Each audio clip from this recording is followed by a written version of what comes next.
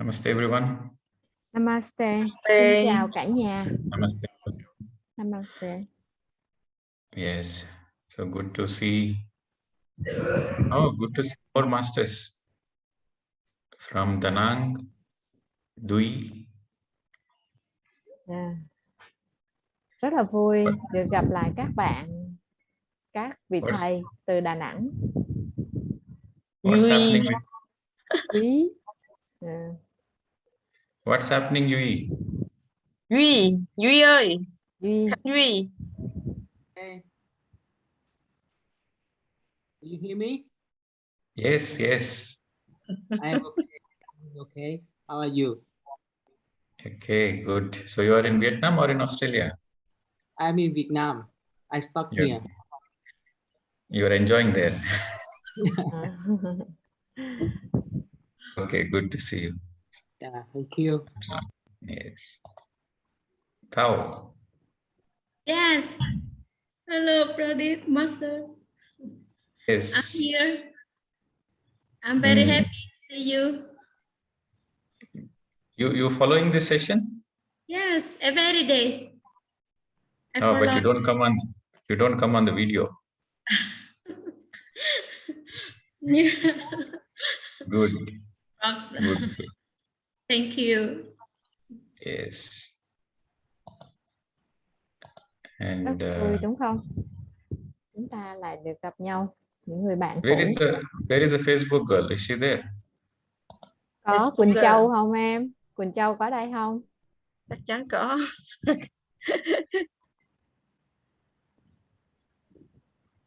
Quỳnh Châu, where are you? Mới thiền xong chắc là đi uống nước. Có thể. Not up here now. Okay. So overall, we've been in this program going through different teachings and different understandings. So today we will understand. How many of you know about Patanjali?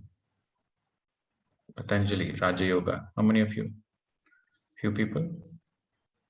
Maybe it is. Chúng ta hôm nay lại đi qua một cái hành trình của những cái chia sẻ kiến thức mới.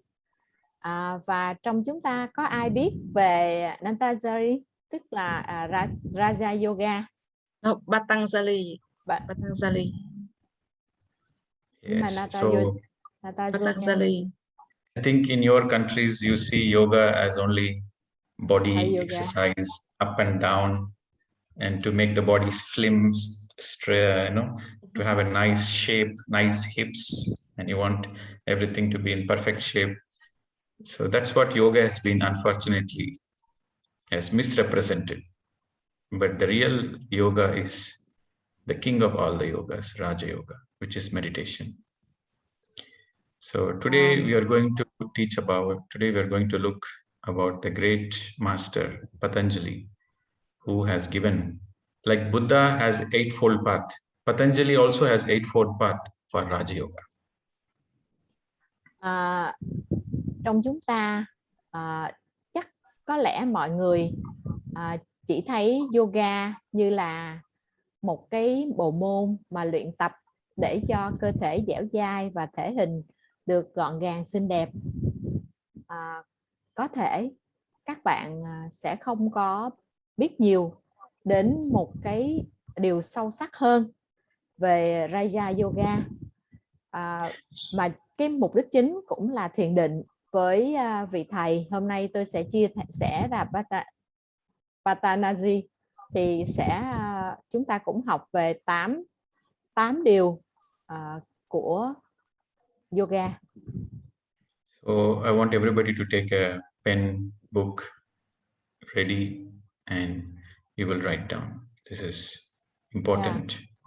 Và các bạn hãy chuẩn bị giấy viết để có thể ghi xuống. I think the other day we discussed about yoga, right? What is yoga and different types of yoga. But today we will go deep into Raja Yoga. Lần trước chúng ta cũng đã thông qua vài bước của yoga, nhưng hôm nay chúng ta sẽ đi một cách sâu sắc hơn về Raja Yoga. Okay. So Raja Yoga, in other words, means Raja. Raja means king. Raja Yoga means the king of all the yogas. The other day we discussed, we have meditation, we have yoga means union. You are in union with music. That is one type of yoga. A male and a female coming together is one type of yoga. And you become one with the knowledge, that is Jnana Yoga. You become one with the work you do, that is Karma Yoga. So yoga simply means union, and union leads to happiness. Any yoga leads to happiness, but Raja Yoga is the top of all the yogas, the king of all the yogas. So today we will discuss Raja Yoga. Hôm nay chúng ta sẽ đi sâu về bộ môn Raja Yoga. Raja có nghĩa là vua của bộ môn yoga. Chúng ta cũng biết rằng yoga có nghĩa là hợp nhất. Khi bạn hợp nhất với âm nhạc thì đó cũng là yoga. Và khi một bạn nam và một bạn nữ hợp nhất, đó cũng là yoga. Khi bạn hợp nhất với kiến thức của mình cũng là yoga. Và hôm nay chúng ta sẽ đi qua những kiến thức sâu sắc về Raja Yoga, có nghĩa là thiền định. Và thiền định cũng là vua của bộ môn yoga.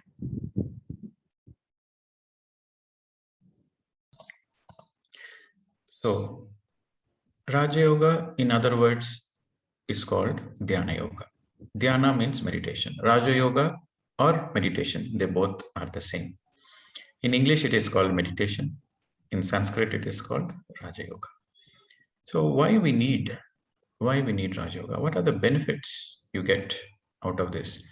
First is there are 3 points. That's why Patriji always says, when he addressed the audience, he will say, my dear friends, my dear masters, and my dear gods. So when you do this Raja Yoga, you will create friendship with all the living beings. You become non-violent and you don't kill anybody. You are not into violence. So then you have a friendly nature with all the living beings on the planet Earth. And that's why he calls my dear friends, because when you do meditation, you become friends to all the living beings. And then he says, my dear masters, because the more you do meditation, the more you start mastery on yourself. Self-mastery. What is self-mastery? Self-mastery means you start working and start becoming a master towards your own thoughts, towards your own words, and towards your own actions. Deeds means actions. So the more and more you start working, you start perfecting your thoughts, all the thoughts miraculous, all the words positive, beautiful, only truth, and all the actions as a service. So the more you are working, transforming your thoughts, transforming your words, transforming your actions, your self-mastery is crazy. You become a master. That's why we call my dear masters, because everybody is constantly working on themselves. And then naturally, the final stages of meditation, you become in oneness consciousness with all the living beings. You realize God. You realize God is within you. You realize you are God. You realize you are God, and you realize everybody is God. So these 3 things are the natural outcome of Raja Yoga: friendship, self-mastery, and God realization. Chúng ta tìm hiểu về Raja Yoga. Raja Yoga cũng có cái tên gọi khác, đó là Dhyan Yoga, hoặc là người phương Tây gọi là meditation, thiền. Và chúng ta sẽ nhận biết có 3 điều nằm trong cái Raja Yoga. Bởi vì khi mà chúng ta nhận ra rằng tất cả các vị thầy vĩ đại thường hay nói các bạn yêu quý, các vị thầy yêu quý, hoặc các thượng đế yêu quý. Bởi vì khi mà chúng ta thực hành thiền định, chúng ta đi sâu vào hợp nhất với chính mình, thì chúng ta nhận ra cái sự thật, và chúng ta sẽ là bạn với tất cả mọi người có cái sự hợp nhất đó. Và điều tiếp theo là chúng ta sẽ là vị thầy của chính mình, vị thầy từ những suy nghĩ, lời nói tới hành động. Vì khi chúng ta thực hành sự hợp nhất với bên trong, nhận chân ra sự thật, thì chuyển hóa từ suy nghĩ rất là kỳ diệu, lời nói đúng đắn, hành động khi đó chỉ còn là việc phụng sự. Và chúng ta sẽ nhận ra tính thượng đế trong mọi sự sống. Do đó mà chúng ta luôn nghe lời chào từ các bậc thầy, đó là chào các bạn, chào các vị thầy, chào các thượng đế.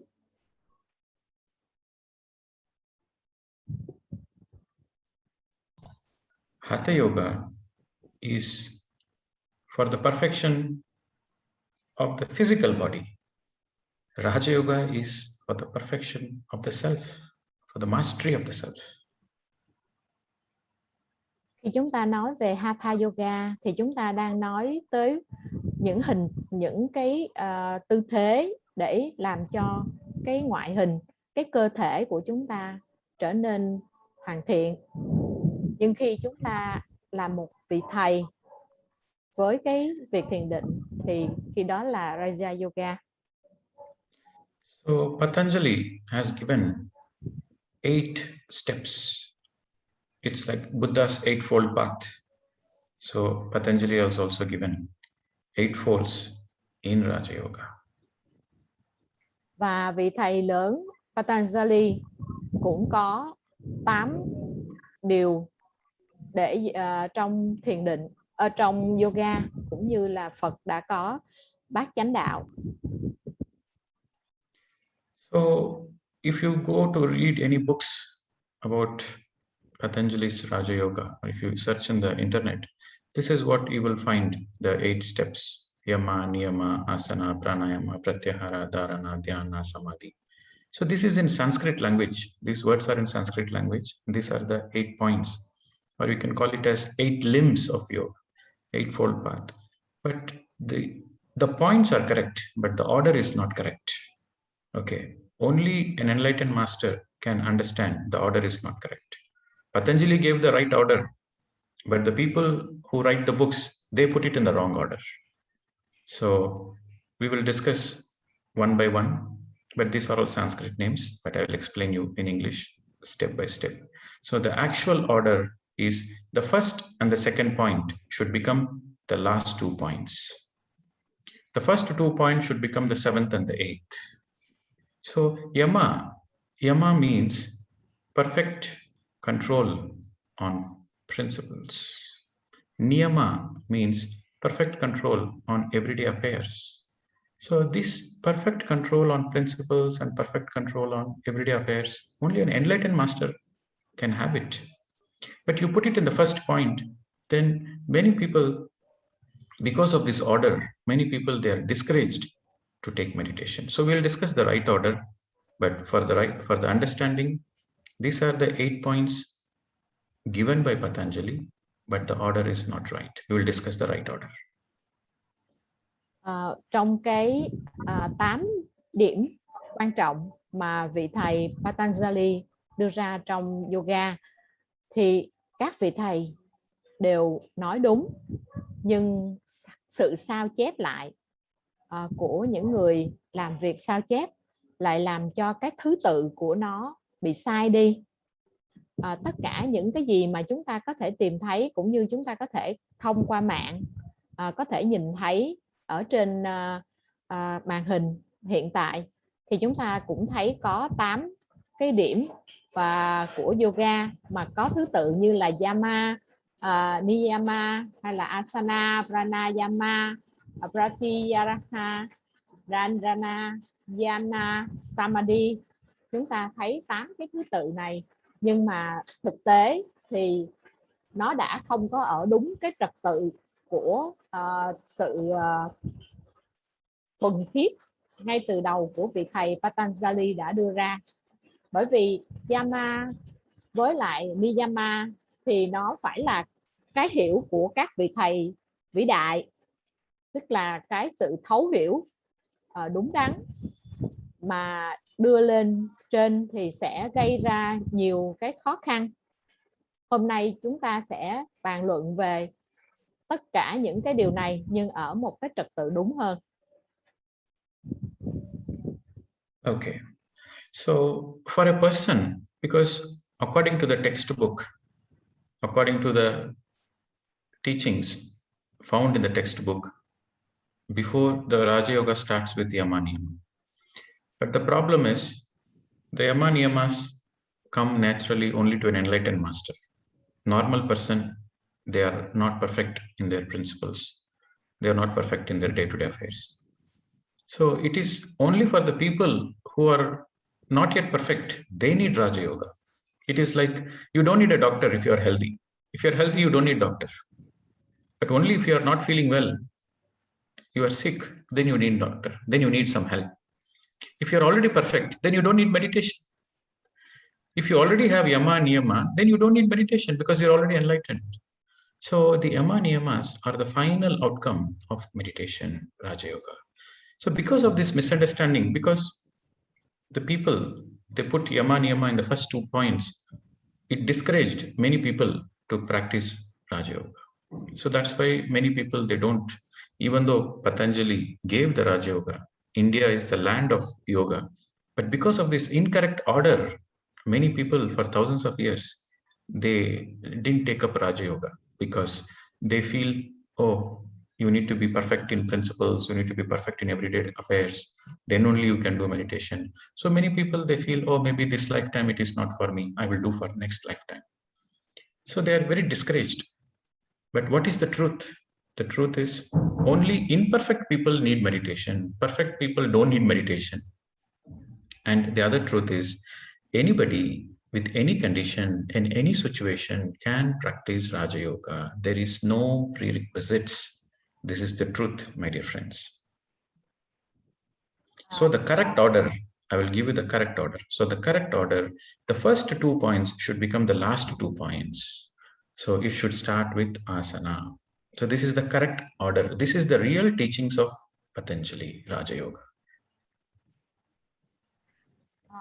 Cũng như tôi đã nói về cái thứ tự của 8 cái điều trong yoga này đã bị những người ghi chép đặt cái thứ tự của nó sai, cho nên thực tế 2 cái điều Yama và Niyama yoga thì nó lại đòi hỏi chỉ có tất cả các bậc thầy mới có thể làm được, đó là phải thấu hiểu và ứng dụng kiểm soát được đúng đắn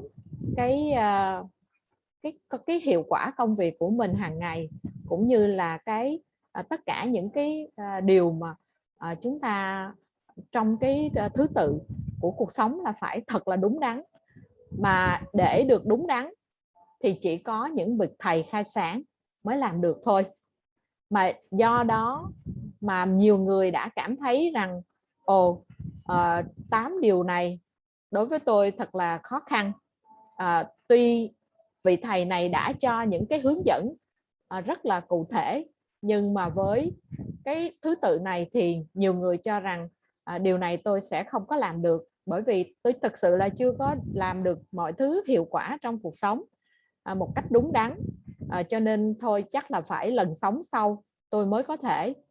Và do đó mà chúng ta thấy rằng cái thứ tự của 8 cái điều này cần phải lặp lại cho nó chính xác, và hôm nay chúng ta sẽ đi qua với cái thứ tự đúng.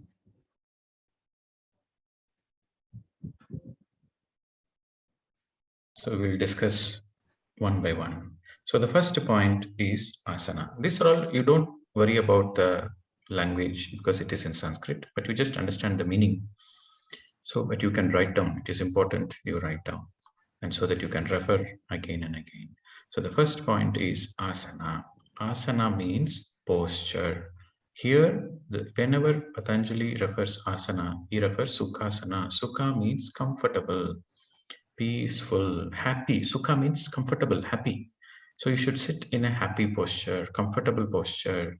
So that is the step 1 in Raja Yoga. So here Patanjali ruled out all the Hatha yogic practices, he ruled out. When it comes to Raja Yoga, it should be peaceful, happy, natural. So In the first step, you should be able to sit in one place. You should be able to close your eyes and sit in one place for half an hour, 1 hour, 2 hours, 3 hours, 4 hours, 5 hours. Whatever the time you want to sit, you should be able to sit comfortably without moving your body, without getting disturbed in the body. You should be able to sit comfortable. And if you're able to sit, that means you have been successful in the first step. And you tasted the success in the first step. So unless there is success in the first step, you cannot go to the second step.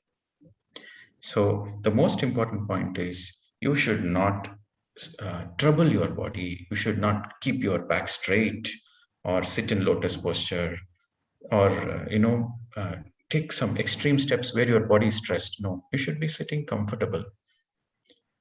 So you can choose your own comfortable posture. Whatever is comfortable for you, you can choose that posture. The only thing is you clasp your hands and cross your feet so that it gets more stability to the body. So this is the first step. Chúng ta sẽ đi qua điểm đầu tiên trong 8 điểm này, đó là asana. Asana có nghĩa là tư thế. Ở đây chúng ta có Sukha asana. Sukha có nghĩa là thoải mái, là dễ chịu, là hạnh phúc. Cho nên với tư thế chúng ta phải thật là thoải mái. Bạn ngồi xuống nhắm mắt hay bạn ở một cái vị trí nào thì bạn cũng hãy quan tâm đến cái cơ thể. Bạn phải thật là thoải mái, thật là dễ chịu mà bạn có thể ngồi được 2, 3, 4 tiếng đồng hồ trong cái tư thế thoải mái đó. Cho nên nếu bạn vẫn chưa có bước qua được cái điểm đầu tiên, đó là tư thế thoải mái, thì bạn vẫn chưa thể đi tiếp cái bước thứ hai. Bởi vì có nhiều người cảm thấy là cần phải đưa cho mình một cái kỷ luật khắt khe, đó là ngồi thực thẳng lưng hay là ngồi trong một cái tư thế như thế nào đó mà là cực kỳ khó khăn để mà chúng ta có thể thoải mái với cái cơ thể. Và cái điều đó thì chưa phải là Sukha asana, mà là chúng ta cần phải thật thoải mái, thật dễ chịu cho cái tư thế của mình. Thì đó là cái bước đầu tiên đối với cái cơ thể. The second step is pranayama.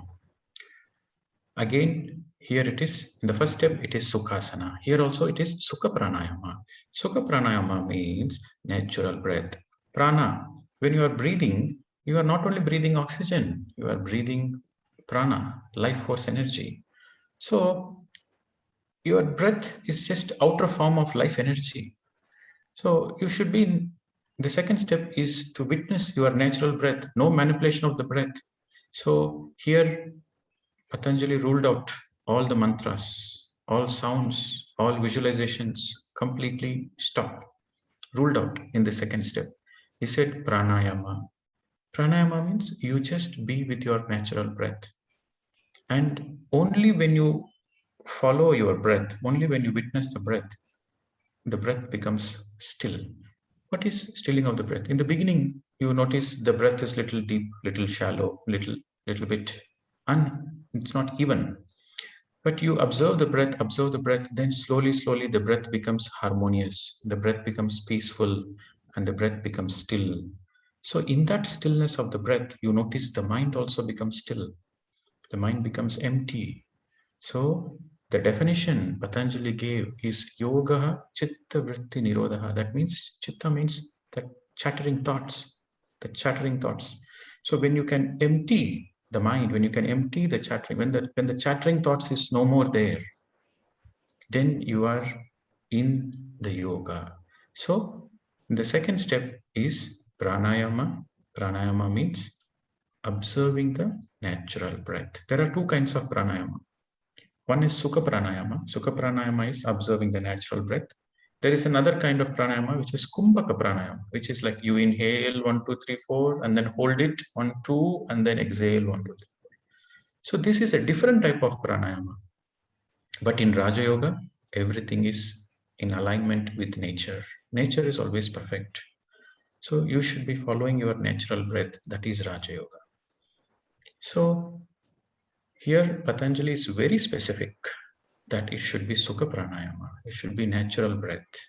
And only when you observe the natural breath, your mind will become empty. This is the main key. This is the science behind yoga. And a person who practices this is called a dhyani.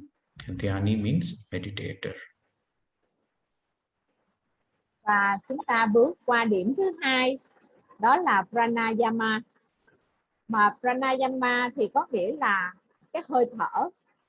Ở đây chúng ta cũng nhìn thấy cái từ sukha, tức là hơi thở ở đây cũng là hơi thở tự nhiên.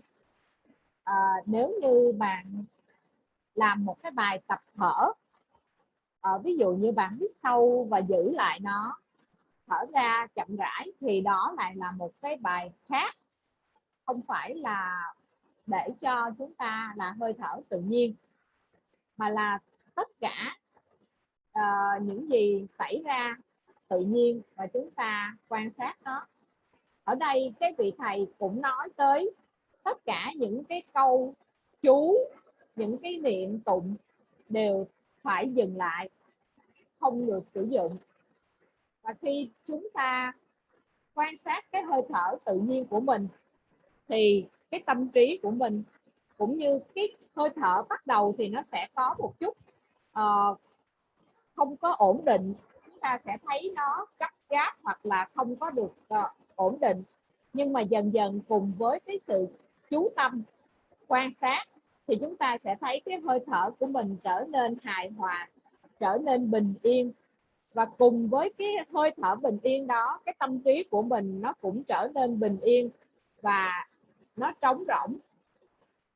Do đó mà chúng ta nói là ở trong cái việc quan sát hơi thở này, chúng ta chỉ để cái hơi thở của mình thật là tự nhiên.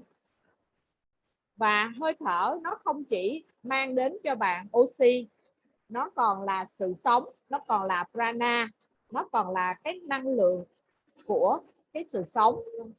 Cho nên chúng ta ở cùng với cái hơi thở thì chúng ta sẽ nhận hiểu ra được cái sự thật. Okay, so when you get to this state of observing your natural breath, sukha means peaceful, comfortable. So it should be natural, peaceful. So when you get to this stage, then you're ready to go to the third step. So the third stage is pratyahara. So ahara means food. Pratya means opposite. See, the food for the eyes is when you see a natural beauty, there's a food for the eyes. You listen to some nice music, it is food for the ears. So these are all extra senses like smell, seeing, hearing. These are all external senses. And the food for the external senses is seeing beautiful things, listening beautiful music, and smelling beautiful fragrance. These are all the food for the external senses. Pratya means opposite. So in Pratyahara, you are not focused on the outside, it is opposite. So the inner senses. So when you are with the breath, then the inner journey begins.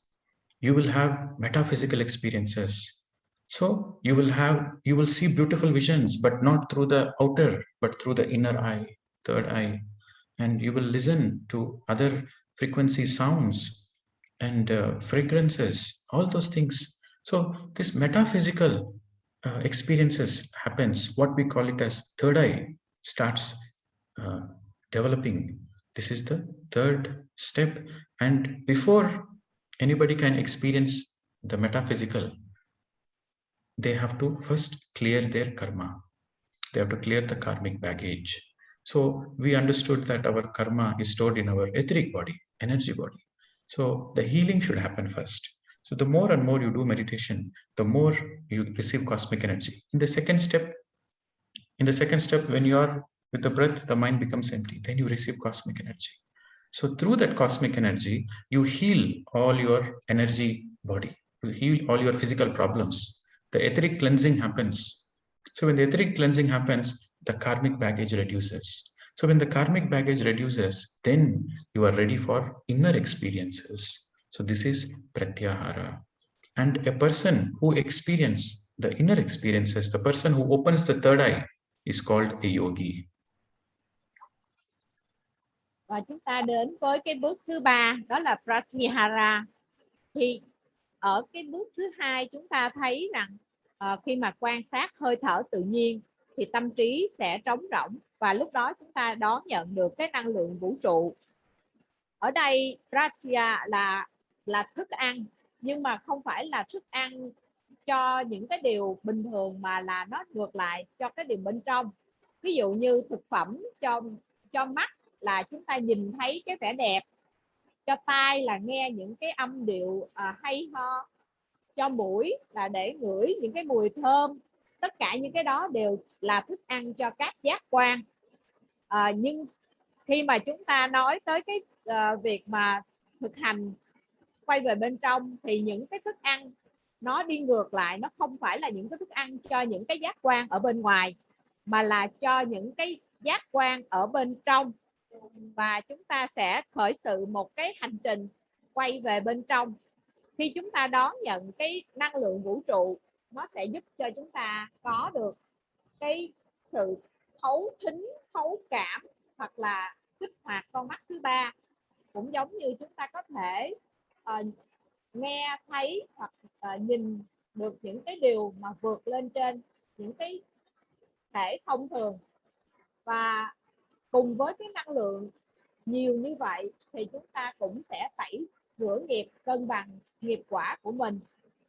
Và cái năng lượng kích hoạt được con mắt thứ ba của những người thực hành thì những vị đó còn được gọi là yogi.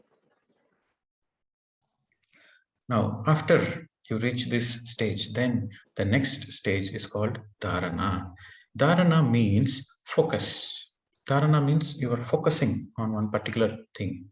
So in the previous stage, in the yogi stage, you see many past lives.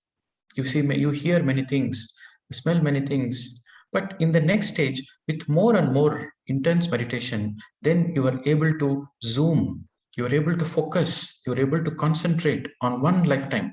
In the yogi state, you see many lifetimes. But here in the next stage, you go deep into that particular lifetime. You go deep into that experience, and then you learn what is the mistake you have done in that lifetime, and what is the lesson you need to learn. What should you correct? What is the learning experience? So in the dharana stage, there is more intense focus. It is like, a camera. You see, when you are shooting a camera, in the beginning, you get a bigger view. Then you want to focus, you zoom. Then it focus goes deep and deep into one object. So in dharana, there is a lot of focus, concentration on all your inner experiences, so that through the inner experiences, you learn the lessons. If you simply, you get some experiences, and if you don't learn from that experience, then it's of no use. The experience is of no use. So in the dharana stage, which comes after the yogi stage, they are able to learn the lessons. So they're able to go deep into their experiences and learn the lessons. So this stage is called a rishi. Và sau cái trạng thái thứ ba được gọi là yogi, thì chúng ta sẽ bước qua điểm thứ tư là dharana. Và dharana có nghĩa là tập trung. Khi mà bạn có năng lượng để mà kích hoạt được tất cả những cái giác quan ở bên trong, và năng lượng càng nhiều hơn thì sẽ thấy chúng ta đã đi qua rất là nhiều lần sống, rất là nhiều lần sống. Và khi mà chúng ta có được cái năng lực tập trung này thì chúng ta có thể dừng lại, zoom lại ở một cái lần sống cụ thể nào đó mà mình mong muốn được coi lại, được học cái bài học từ cái lần sống này. Thì cũng giống như máy ảnh mà chúng ta zoom nó lại trong một cái lần sống cụ thể nào đó. Có thể là mình đã có một cái gì đó mà cần học lại từ cái điều đó. Cho nên khi mà đạt được cái trình độ, cái năng lực mà vượt lên khỏi những cái cơ quan cảm xúc thông thường, những cái giác quan thông thường, thì chúng ta sẽ đi sâu hơn, cao hơn, và năng lượng đó tập trung vượt lên trên những cái giác quan thông thường và đạt đến cái mức độ là có thể tập trung vào những lần sống, một lần sống cụ thể nào đó trong quá khứ để học được cái bài học mà cái linh hồn mong muốn. Và khi ở được cái trạng thái này thì được gọi là Vichy. Okay, so first comes the yogi, and you need more and more meditation energy. Just like that, you cannot focus. You need more energy. You need more discipline. So then you are able to focus, concentrate, and learn. So after this step, then comes dhyana. Dhyana means dhyana. Travel with your subtle bodies. So that is dhyana. Travel not with your physical body. Dhyana means travel with your subtle bodies, inner bodies. So this means astral travel. You travel, you will have a lot of astral travel experiences.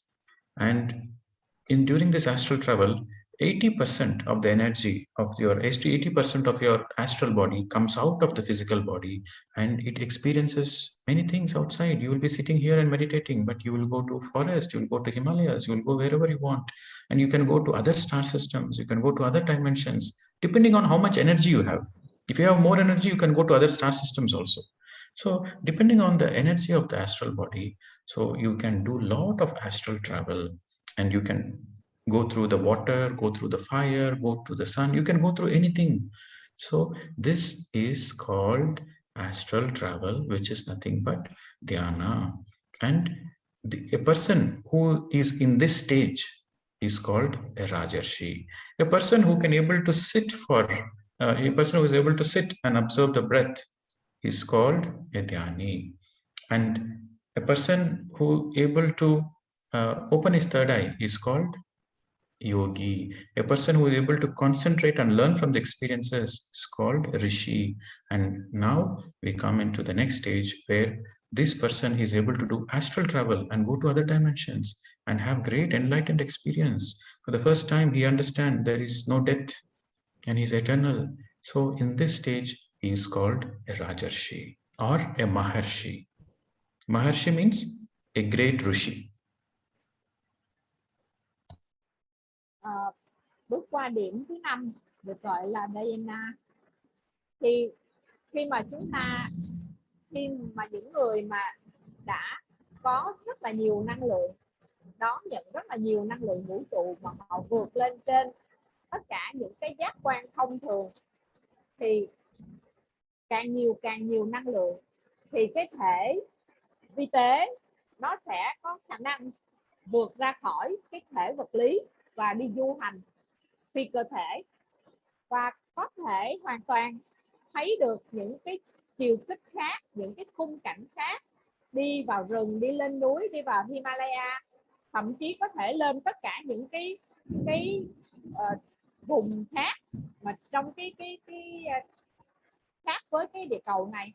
Thì khi mà du hành phi cơ thể là bạn có thể đi mà không có dính lại bất kỳ một cái trọng lực nào, cho nên cái đó đòi hỏi rất nhiều năng lượng.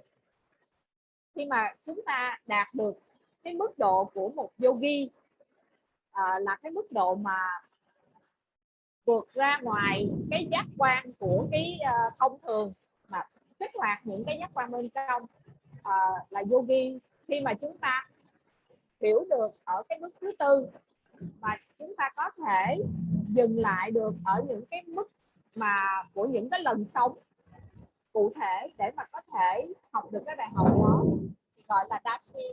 Và ở cái mức thứ 5 này, khi mà chúng ta có thể có được rất nhiều năng lượng để có thể đi làm những cuộc du hành phi cơ thể, đi đến những cái chiều kích khác, thì được gọi là rajarshi. Okay, so the next is Samadhi. This is the 6th step. So what is Samadhi? After the astral travel, then they do more deeper and deeper and deeper meditation. Then they get into a state where they have all answers. Samadhi. Samadhi means a state where you have all samadhanas. Samadhana means answers. So where you will have all the answers for all your questions about you, about your life purpose, and about others, the whole creation. You have all answers about everything. So this is the Samadhi stage. And here there are two stages in the Samadhi. The first is Savikalpa. Savikalpa means you got answers, but still some more doubts are there. Then after that, then you graduate into Nirvikalpa. Nirvikalpa means no more doubts. So this is the final stage in the meditative process where you are enlightened. You get all the answers. And a person who is in this stage is called Brahmarshi. Brahma means creation. Brahmarshi means a person who understands the creation. Và cái bước thứ 6 là cái bước mà Samadhi. Đây là cái bước của những cái trạng thái mà người đã có được tất cả các câu trả lời, thấu hiểu tất cả về sự thật, về mình là ai. Và đây là cái trạng thái mà của những cái bậc khai sáng. Khi mà có được tất cả những cái câu trả lời, không còn nghi vấn nào, thì cái trạng thái này được gọi là Samadhi. Và cái người đạt được cái trạng thái Samadhi này thì được gọi là Brahmarshi. Với cái nhiều cấp bậc, chúng ta có thể thấy là thấu hiểu được, nhưng mà cũng còn lại một ít những cái thắc mắc. Thì cái trạng thái Samadhi này nó cũng trải qua rất là nhiều những cái cấp bậc giống như vậy, cho đến khi mà nó hoàn thiện, không còn cái thắc mắc nào nữa thì được gọi là Brahmarshi. Brahmarshi có nghĩa là thấu hiểu. Okay, so after this, what happens? Then after you get enlightened, so then naturally your yamas and niyamas, you start. The yamas and niyamas will be the natural behavior, will be the natural output. So again, in yamas, we have 5 points. We have 5 points in yamas, and in niyamas, we have 5 points. So yamas means, we discussed, perfect control on principles of your life. What is your principle of life? What is your ethics of life? How you live your life? So that is yamas. So there are 5 points in yamas. And again, niyamas means how you lead your day-to-day life. Perfect control on your day-to-day affairs. That is niyamas. So these yamas and niyamas will be the natural outcome of an enlightened master. So let us discuss the 5 points of yamas. First is ahimsa. Ahimsa means the person becomes peaceful. He is no more violent. He is no more into killing. He doesn't eat meat. He doesn't want to kill any living beings. He doesn't want to give violence to any living beings. That will be his principle. That will be the natural principle, ahimsa. Next, satya. Satya means truth. So this person always speaks the truth. And his words are always miraculous words, always the words of the truth. And he will not speak anything unscientifically. He will speak straight to the point, and he knows when to speak, what not to speak. And whenever he opens the mouth, only the truth comes. So that will be his principle. That is the second point. The third point, brahmacharyam. Brahmacharyam means this person always live that I am not the body, I am the soul. So every day he has if he, for example, he get headache, fever, he will not go to the doctor. He say, I am not the body, I am the soul. So he uses his soul energy to heal himself. He will never consider himself as a body. So he'll always live, I am a soul consciousness. So this is brahmacharyam. And then asteya. Asteya means no comparison. He will not compare himself with another person. He understands he is very unique. He understands everybody else is unique. So there is no comparison. When there is no comparison, there is no competition and there is no jealousy. So this is asteya.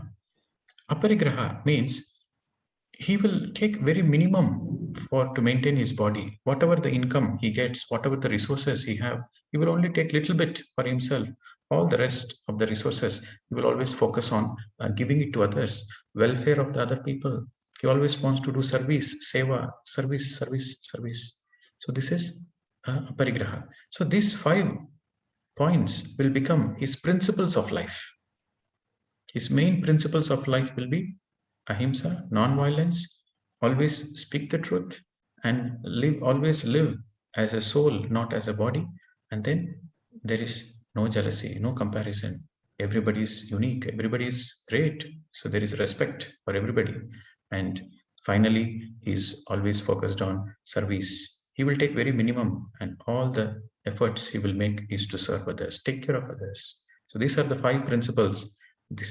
This comes under yamas. Và như chúng ta đã đi qua 6 cái điểm, và cái điểm thứ 6 Samadhi là đã đạt đến chứng ngộ, đã thấu hiểu là một bậc sáng tạo, thì chúng ta mới quay trở lại với cái yama và cái niyama. Và yama nó cũng có 5 điều, là khi mà đã đạt được đến sự thật, đã thấu hiểu, thì khi đó sẽ có cái trạng thái là ahimsa, có nghĩa là bình yên, không còn cái bạo lực, không còn những cái cho dù bất kỳ với bất kỳ cái gì trong cái sự sống này thì cũng sẽ không còn cái bạo hành, cái sự giết hại. Cho nên có 5 cái mức của cái yama, đó là đầu tiên là bình yên, không có bạo hành, không giết hại. Sau đó là nói sự thật, bởi vì khi đã thấu hiểu thì họ chỉ nói sự thật thôi. Và tiếp theo thì luôn luôn biết được rằng tôi không phải là cái cơ thể này, mà tôi là một cái linh hồn sống ở trong cái cơ thể này. Và đó là cái biết về sự thật, về cái sự thật về linh hồn. Cũng như là điểm tiếp theo là họ sẽ dùng những cái điều ở cái mức tối thiểu để cần thiết để phục vụ cho cái bản thân, còn lại thì chỉ để phụng sự. Và tất cả những cái điều này là những cái bậc mà đã hoàn toàn thấu hiểu thì sẽ đạt đến cái yama. Và trong yama thì có 5 điều mà đó gọi là sống đúng đắn.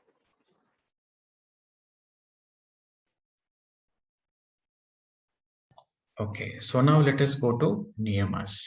Niyamas means perfect control on everyday affairs. So again, there are 5 points. So first is cleanliness. Saucha means cleanliness. You will always make sure you take 2 times shower a day, and then you wear clean clothes, you wear ironed clothes, and wherever you are living in, whether you are living in a small hut or whether you're living in a big bungalow, wherever you live, the place, the house is always clean. There is no too many things. Only you keep only whatever is necessary. Only necessary things are there. You live a clean life. Cleanliness in the body. Even the food you eat only sattvic food. You eat only fruits, vegetables, food of the plants, and all cleanliness, inner cleanliness, outer cleanliness, surroundings. So cleanliness becomes your everyday affair. So you will be more focused on cleanliness. That is the first point. The second point is santosha. Santosha means happiness in all situations. You got a lot of money in your business. You are happy. You lost all the money in the business. You are still happy. And somebody is born in the family. You are happy. Somebody vacated the body. You are happy. You build a house. You are happy. The house collapsed because of earthquake. You are happy. So you are happy with everything. In all situations, you are happy. So that is the second point.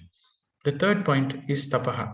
Tapaha means you reduce your body needs like food and sleep. These are body needs. Food and sleep are needed for the body. Physical body. Okay. Astral body don't need sleep.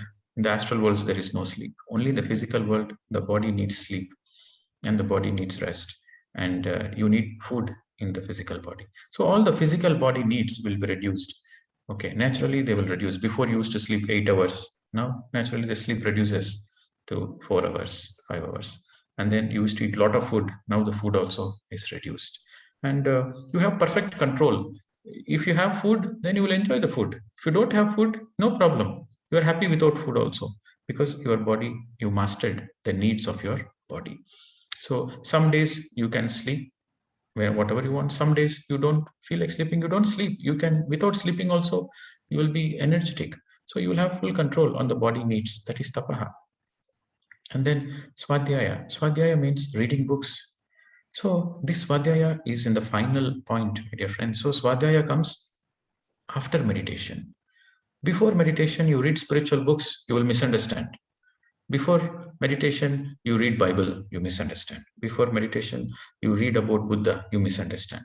You read about Krishna, Bhagavad Gita, you misunderstand. You get confused. Why they say something in one place, they say something in another place. So there is a lot of confusion before meditation. But when you do meditation, then you can understand all great masters. Only meditation, only Raja Yoga helps you to understand all the great masters, to reading books. Swadhyaya means self. Swadhyaya means self-study.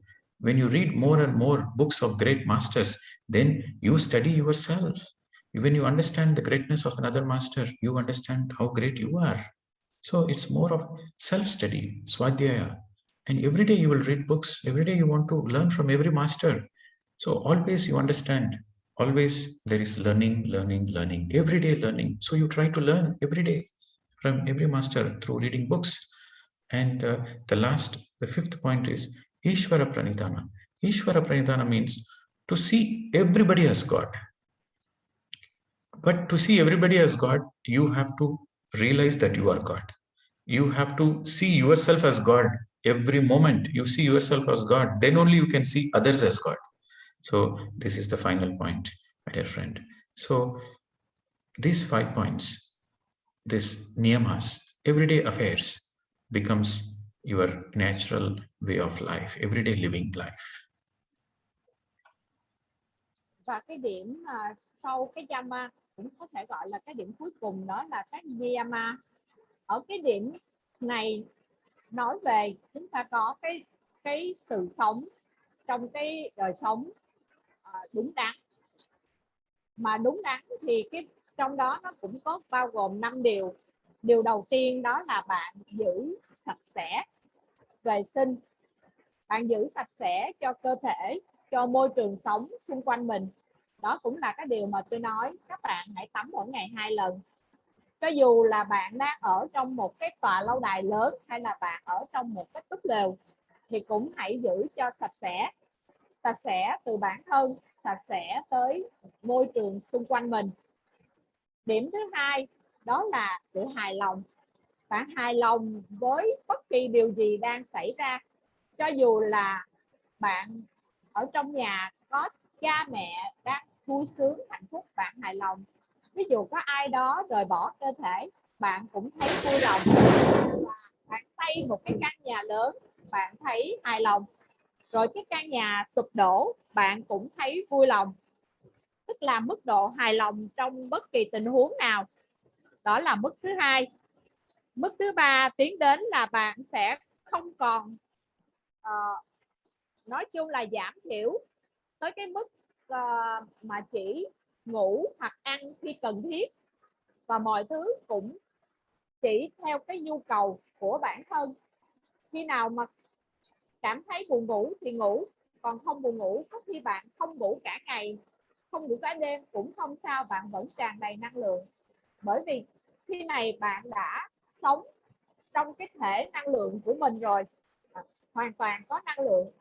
Cho nên cái việc ăn và ngủ nó chỉ đến khi cần thiết, khi cảm thấy buồn ngủ, và ngủ rất ít, cũng như là giảm thiểu cái việc ăn và ăn những thức ăn thật sự rất là thuần khiết. Cái điểm tiếp theo là khi mà chúng ta ở trong cái mức mà được gọi là niyama này á, thì cái việc mà mọi thứ mình làm hay là mình nói hay là tất cả những cái điểm khác, nó đều ở trong cái mức độ của cái sự thấu hiểu hoàn toàn. Cho nên nó luôn luôn đúng từ bất kỳ cái điều nào mà chúng ta được học hỏi. cũng giống như ở trong đây cũng nói là chúng ta đọc sách, và tôi đã nói với các bạn là tại sao chỉ có sau khi thiền bạn mới đọc sách và hiểu đúng được nó. Cho nên cái việc mà thiền là phải làm trước. Chỉ có khi bạn thật sự là thấu hiểu, bạn thiền định rồi. Chứ còn nếu bạn chưa thiền định, bạn đọc kinh Phật, bạn đọc kinh Thánh, bạn đọc về các vị thầy, bạn nhất định sẽ hiểu sai, bạn nhất định sẽ hiểu lầm. Bởi vì khi người này nói cái này ở cái đoạn này, rồi ở kia lại nói một cái điều gì đó khác, mà bạn không có cái sự thấu hiểu, bạn chưa có thiền định, thì bạn nhất định sẽ hiểu lầm. Cho nên cái việc này nó sẽ xảy ra sau khi mình thiền định. Thiền định sâu, có nhiều năng lượng, có sự thấu hiểu, thì bạn đọc sách, tất cả các sách tâm linh sẽ có cái sự hiểu biết đúng đắn. Cho nên đây là những cái trật tự mà tôi nói là nó phải ở đúng, là nó cuối cùng là sau khi chúng ta đã thực hành thiền. Và cái cuối cùng trong 5 điều của Niyama đó là bạn nhận thấy tính thượng đế trong mọi vật. Mà để thấy được tất cả mọi vật như là thượng đế thì bạn phải nhận ra cái thượng đế trong chính bản thân mình. Bạn đã nhận ra được bản thân mình là thượng đế thì sẽ biết được tất cả mọi hình thể, mọi sinh vật khác đều là thượng đế. Và đây là cái điểm cuối cùng. So these qualities, to perfect these qualities takes many lifetimes. We say we are all meditating. We are all, every day we meditate, and every day we observe the breath, and every day we are following all the good principles in our life. But there is what we can learn from this Yoga Sutras, what we can learn from Patanjali is we can perfect, we can always, there is a scope for perfection, the fine tuning. You can fine tune these qualities.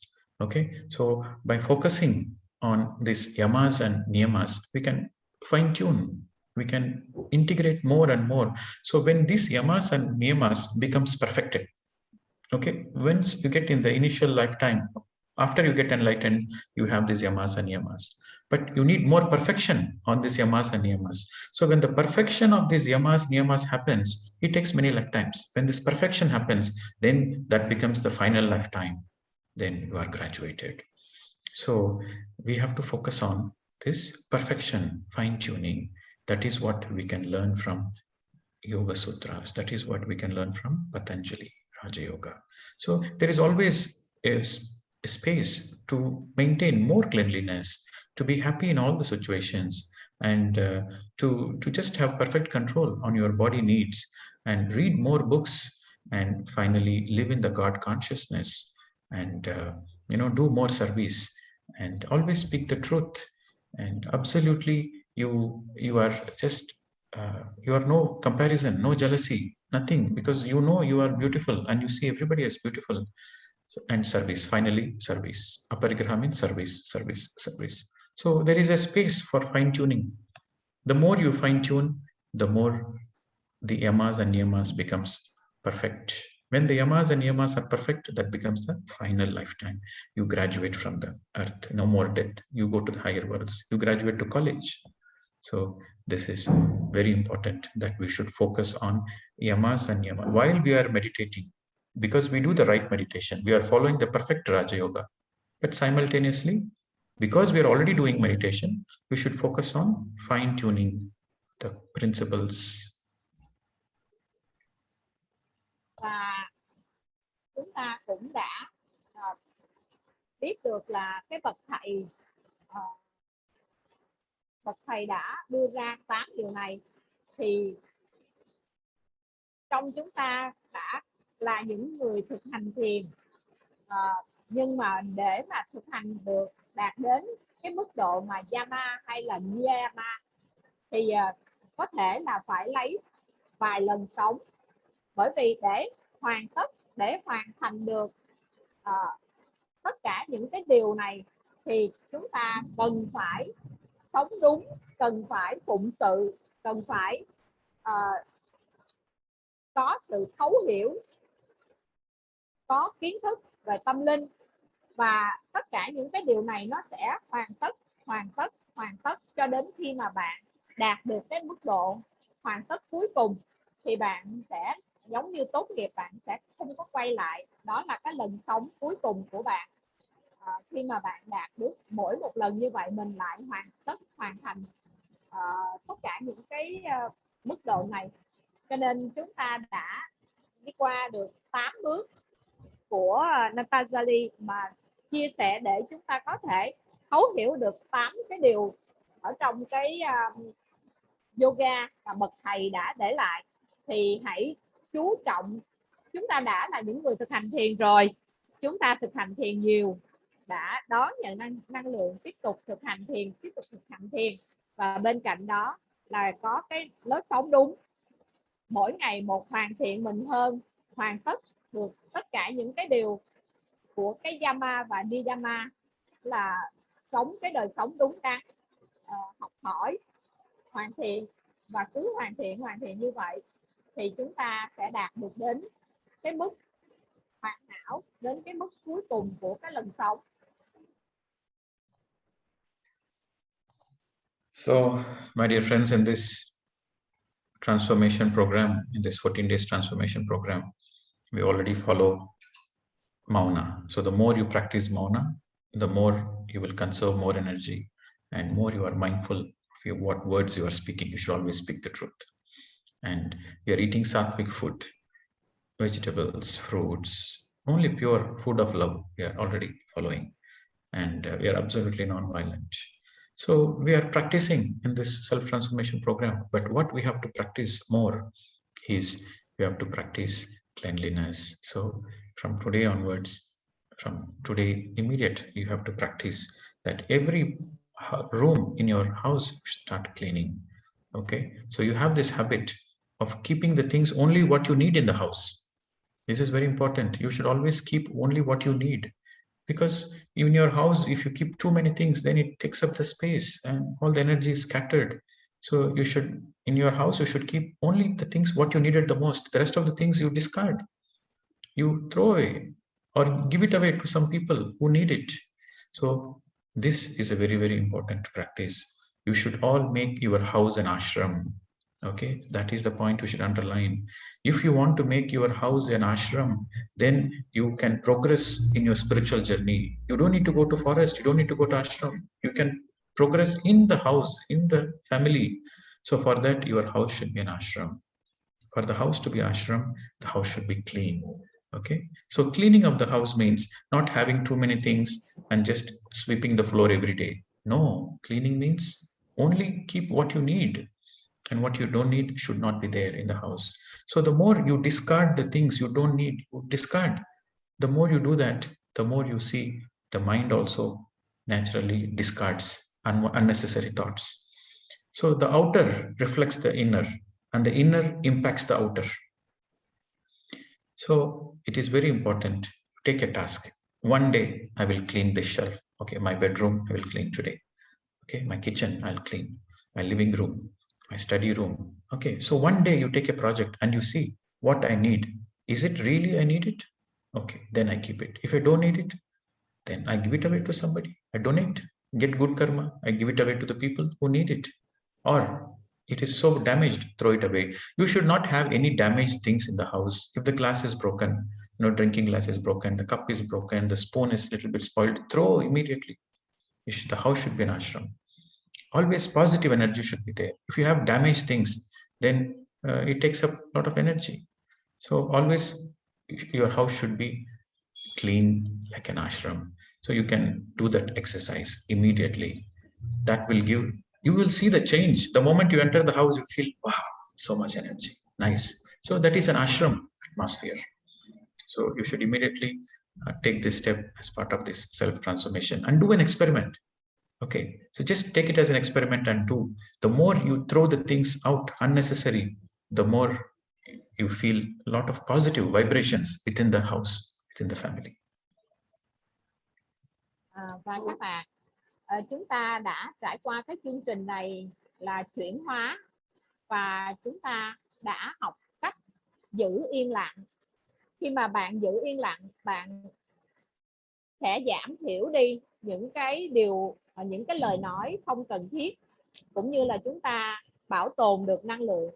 Chúng ta thực hành chánh niệm trong mỗi việc chúng ta làm, chúng ta cũng bảo tồn năng lượng. Chúng ta đã học cách sống đúng đắn. Thì hôm nay các bạn được biết qua 8 điều của yoga của bậc thầy này, thì chúng ta tiến hành thêm một bước nữa, đó là bắt đầu bạn làm sạch cái không gian sống ở xung quanh mình. Hãy tiến hành việc làm sạch phòng ốc, làm sạch không gian mà bạn đang sinh sống ở đó. Làm sạch ở đây có nghĩa là không phải bạn chỉ quét dọn, mà là hãy để những vật dụng mà bạn thật sự cần thiết thôi, không có dùng quá nhiều những cái đồ đạc ở trong nhà. Bạn hãy tìm xem điều này thật sự là mình cần thì bạn giữ lại, còn nếu như nó không thật sự cần mà bạn có thể tặng nó cho ai đó mà người ta cần, hoặc là nếu mà nó đã ở cái mức độ mà mẻ hư thì bạn hãy ngay tức khắc bỏ đi. Không nên sử dụng những cái đồ mà nó đã lỗi, đã hư bể, bởi vì nó sẽ không để cho bạn cái năng lượng tích cực. Mà khi bạn chỉ dùng những cái điều gọi là sống tối giản, bạn chỉ có những cái thứ bạn thật sự cần, thì bạn sẽ thấy rằng mình bước vào phòng cái năng lượng thật là tích cực. Cho nên bắt đầu bạn hãy tiến hành từ phòng làm việc, phòng nhà bếp, phòng ăn, phòng ngủ, bất kỳ nơi nào bạn cũng chỉ giữ lại vừa đủ những cái vật dụng mà bạn cảm thấy là cần thiết. Còn lại thì hãy cho đi hoặc là bỏ đi. Đừng để trong nhà mình quá nhiều, và khi đó thì bạn sẽ biến cái ngôi nhà mình ở thành giống như một cái tu viện. Bạn phát triển tâm linh, bạn không có cần quá nhiều những cái thứ ở bên ngoài như vậy, và mọi thứ bạn sẽ thấy nó ngăn nắp, sạch sẽ. Thì đây cũng là một trong những cái việc mà chúng ta cần thực hành trong cái quá trình mà học chuyển hóa. So, once again, if you want to make your house an ashram, that means if you want a lot of energy in your house, so then the first point is your house should be very, very clean. First point, no unnecessary things, minimum things, only what you need, and a lot of empty space. First point.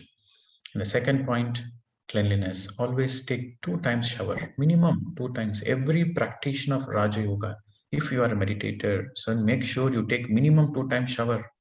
Okay, so that is very, very important. So the first is the clean house. The second is always take minimum 2 times shower. The third point is always wear clean clothes, and when you wash the clothes, iron the clothes, keep the clothes clean. Because if you don't iron the clothes and if you just keep it just scattering here and there, it absorbs negative energy. But if you wash, iron, fold it, keep it, then it has positive energy. So the house should be clean, the body should be clean, and the clothes should be clean. And along with this is the preparation. Okay, and along with this, the next point is everyday meditation. Okay, in your house, wherever you are living, you should meditate every day. And absolutely no meat in the house, no violence in the house, no garlic, no eggs, nothing. There should only fruits, vegetables, grains. You can eat any vegetarian food. Okay, so this is the next point. So I'm just coming. First is the cleanliness, next is the meditation, and next is food. What food enters the house? It should be the pure food, organic food. Okay, so that is the next point. And then the fourth point is Swadhyaya. Always you should read books. Every day you should read books. At least 1 hour you should read books. The more you read books, the more you understand yourself. Okay, so every day reading books. Every day cleaning the house. Every day making sure you are eating the right food. Every day meditation, and every day reading books. And every day you focus on doing at least one good karma, at least one service you do. You help somebody every day, some kind of help. Either when you're walking on the road, somebody needs help, you smile at them, you support in any way, whether you help money wise, physical wise, or you teach meditation. At least for one person you should teach meditation one day, either your neighbors, your colleagues, or anything. If you do meditation, you teach meditation. Do any kind of service, keep on doing service. So if you practice these 5 things from your home, then your home is full of positive energy. Then your home becomes an ashram. Và để biến cái ngôi nhà của chúng ta trở thành giống như một tu viện, một ashram, thì chúng ta sẽ có 5 điều cần phải tuân theo. Các bạn hãy giữ cho nơi sống của mình sạch sẽ. Các bạn hãy dọn dẹp vệ sinh nhà cửa thật sạch sẽ và chỉ giữ những cái vật dụng thật sự rất cần thiết, sống tối giản, để cho nhà mình, cái không gian mình sống nó có nhiều cái khoảng trống. Khi đó thì bạn sẽ thấy nó đầy những cái năng lượng tích cực. Và hãy nhớ vệ sinh cơ thể, tắm mỗi ngày ít nhất là 2 lần. Và với quần áo thì bạn hãy giữ cho cái quần áo của mình cũng luôn sạch sẽ, ngăn nắp. Bởi vì nếu như nó nhàu nát và vứt chỗ này chỗ kia một đống thì nó sẽ hấp thu những cái năng lượng tiêu cực. Khi bạn giặt giũ, bạn phơi phóng, bạn ủi thẳng thớm, xếp gọn gàng thì nó đầy năng lượng tích cực. Khi đó nói về vệ sinh nơi ở cơ thể.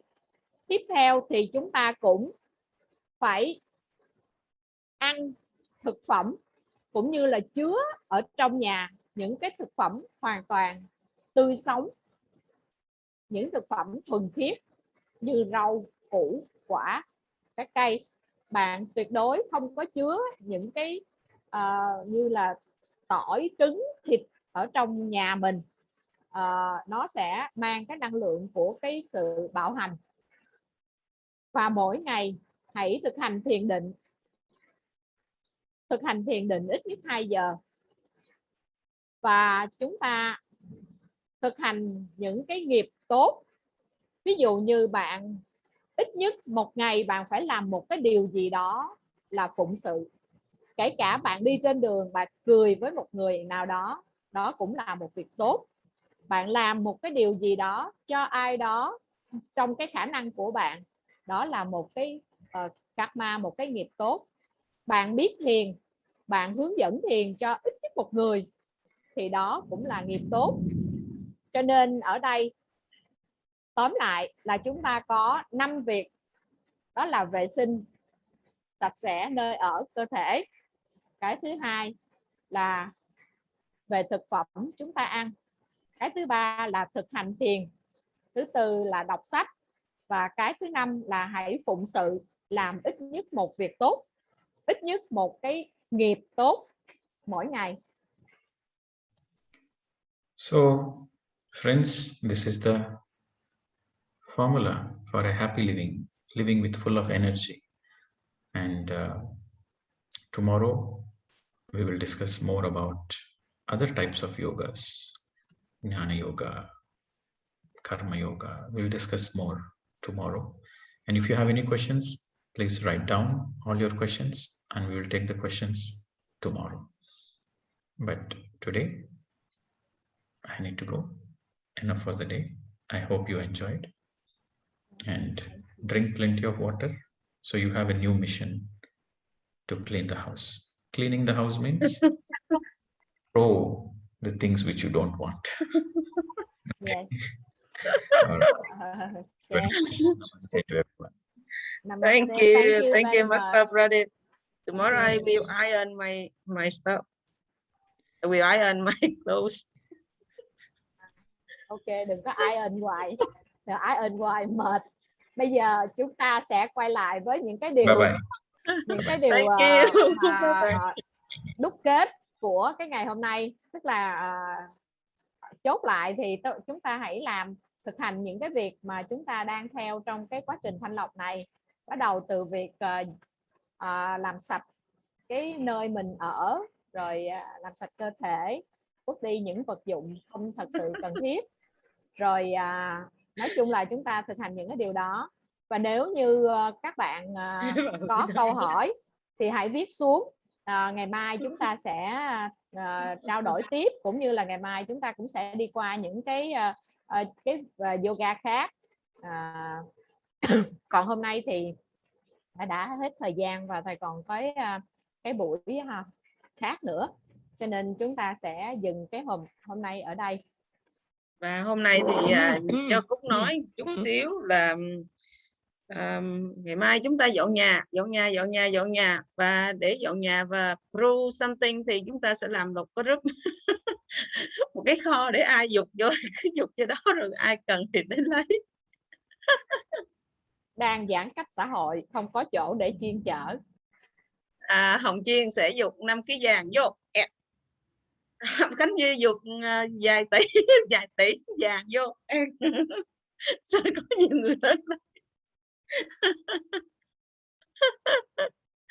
Chị Nga dục cái gì báo liền. Chị Nga dục cái gì hả? Báo cáo các bạn là hồi nãy giờ chị Nga ngồi đây và ráng để đi theo cho hết cái công cuộc này. Mưa rất là to và nó tạt, nhích vào từ nhích vào từ ngoài kia, nhích vào vô tới bây giờ nhìn lại thì cả chiến trường đều nước. Cho nên sẽ có rất là nhiều thứ vứt. Yên tâm, chỉ có là giãn cách xã hội không chuyên chở được thôi, nhưng mà chắc chắn là sẽ có. Cũng thấy lâu lâu chị nhìn xuống dưới đất lại em biết rồi. Đúng rồi, đẩy sức vô, sức vô. Nói chung cũng thú vị. Và bây giờ thì đã đến cái giờ thiền cuối ngày. Hôm nay là thứ ba, Cúc đúng không? Không có, thứ ba hình như Sơn hay. Bạn nào ấy ơi. Em đây. Đấy biết mà. Sơn hello mà. hello. Dạ. Lên đi. Xin mời mọi người hãy giải lao chút xíu rồi chúng ta quay lại thiền nhé. Đúng rồi, điều này là cần thiết. Chúng ta có 3 phút đi. Và xin nhờ mọi người tắt camera giúp mình nhé. Mạng chỗ mình không chịu được nhiều camera. Cảm ơn cả nhà. Mạng Sơn yếu lắm các bạn ơi, bạn thông cảm, mạng Sơn yếu lắm. Tắt bớt camera.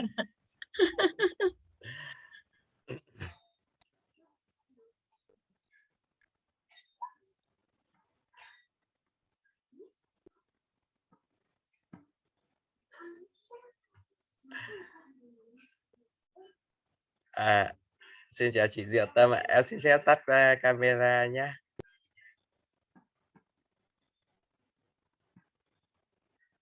Lưu Minh Nhung, anh Sơn nay búi tóc đẹp thế. Ở nhà bình thường hay búi thế đấy. Đi ra đường thì búi đằng sau mới đội được mũ bảo hiểm. Kiều Trinh, anh Sơn búi quả đầu bắt sóng cho mình.